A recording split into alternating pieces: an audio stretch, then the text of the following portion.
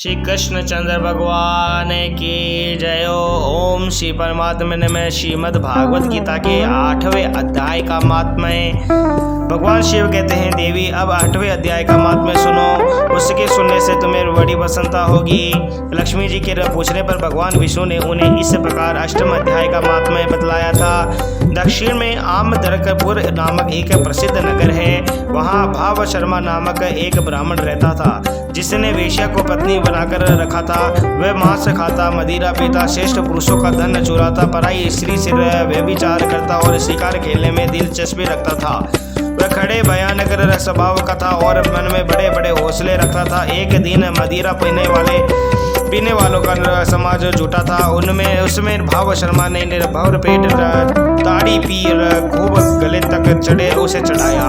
अतः अर्जुन से अत्यंत पीड़ित होकर वह पापात्मा कालवश मर गया और बहुत बड़ा ताड़कार वृक्ष हुआ। उसकी घनी और ठंडी छाया का आश्रय लेकर ब्रह्म राक्षस भाव को प्राप्त हुए कोई पति पत्नी वहाँ रहा करते थे। उसके पूर्व जन्म की घटना इस प्रकार है। एक कुशीबल नामक ब्राह्मण था, जो वेद वेदांग के तत्वों का ज्ञाता, संपूर्ण शास्त्रों के अर्थ का विशेषज्ञ और सदाचारी था। उसकी स्त्री का नाम कुमति था।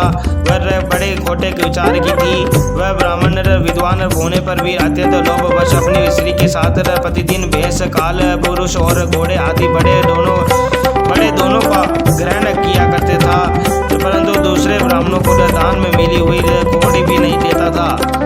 वे दोनों पति पत्नी काल वश मृत्यु को प्राप्त होकर ब्रह्म राक्षस हुए। वे भूख और प्यास से पीड़ित हो इस पृथ्वी पर घूमते हुए उसी ताड़ वृक्ष के पास आए और उसके मूल भाग में विश्राम करने लगे। इसके बाद पत्नी ने पति से पूछा, नाथ, हम लोगों को यह महान दुख कैसे दूर होगा तथा इस ब्रह्म राक्षस योनि से किस प्रकार हम दोनों की मुक्ति होगी। तब उस ब्राह्मण ने कहा, ब्रह्म विद्या के उपदेश, अध्यात्म तत्व के विचार और कर्म बुद्ध विधि के ज्ञान बिना किस प्रकार संकट से छुटकारा मिल सकता है।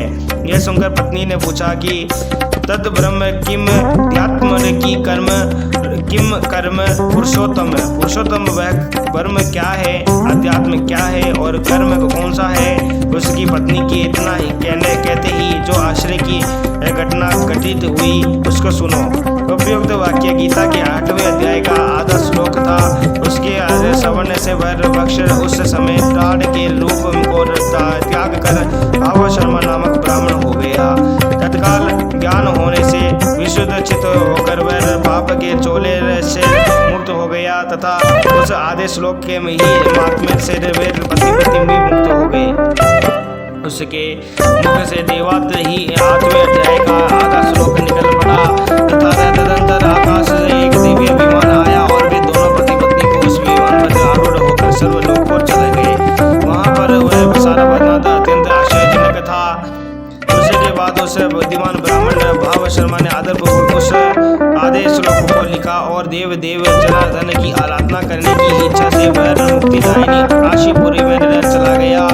वहाँ उस उदार कर्ण बुद्धि वाले ब्राह्मण ने भारी तपस्या आरंभ की। उसी समय क्षीर सागर की कन्या भगवती लक्ष्मी ने हाथ जोड़कर देवताओं के वीरा देवता जगतपति जनार्दन से पूछा, नाथ, आप सहसा नींद त्याग कर खड़े क्यों हो गए। शिव भगवान बोले, देवी काशीपुरी में श्री भागीरथी के तट पर बुद्धिमान ब्राह्मण भाव शर्मा मेरे भक्ति रस से परिपूर्ण होकर अत्यंत कठोर तपस्या कर रहा है।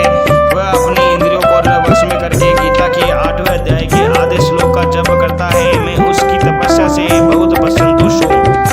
बहुत देर से उसकी तपस्या के अनुरूप फल का विचार कर रहा हूँ। प्रिय, इस समय वह फल देने को में उत्कंठित हूँ। पार्वती ने पूछा, भगवान श्री हरि सदा प्रसन्न होने पर भी जिसके लिए चिंतित हो उठे थे, उस भगवत भक्त भाव शर्मा ने कौन सा फल प्राप्त किया। श्री महादेव जी बोले, देवी, दिव्य श्रेष्ठ भाव शर्मा प्रसन्न हुए। भगवान विष्णु के प्रसाद को पाकर अत्यधिक सुख मोक्ष को प्राप्त हुआ तथा उसके अन्य वंशज वीर जो नरक यातनाओं में पड़े थे, उसी के सुख कर्म से भगवत धाम को प्राप्त हुए। पार्वती 8वें बताया है, इस पर सदा विचार करते रहना चाहिए। बोलो श्री कृष्णचंद्र भगवान की जय हो।